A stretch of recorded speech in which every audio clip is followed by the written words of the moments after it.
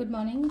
Ngasigi runes ki reading haipetang yeng se ko hadi runes ki reading se laiba nu mayam se degi group 1 group 2 aina khai do se ko hadi number 1 and number 2 ko ado sida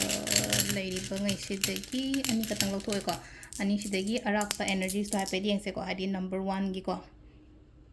group 1 khan bangai gina si laire ko duga group 2 khan bangai gina sida laire ko hadi group 1 gina sigi keno se laire symbol se laire aduga group 2 gina sida laire ko ahambagi se ko ahambagi se ngasi gi oina aina thaba inkhang chathokpa matamda ai se dum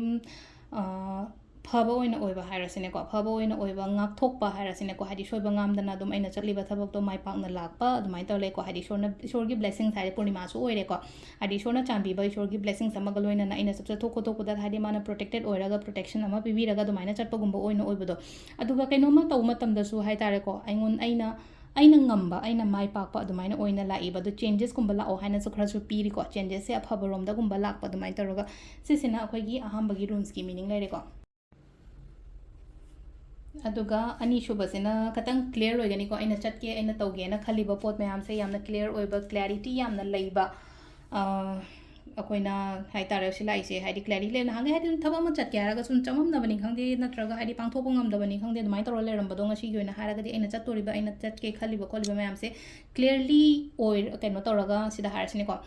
sam na haraga di haidi chatpa ngamdana leramba poto hadi ngasi gi oina hadi changjanba ngamba khong thangjanba ngamba amai toroga lakpado oina oi ko silai se ko aduga miga pullaga thaba inkhang to bosu dumai toroga dum basu kanani hadi issue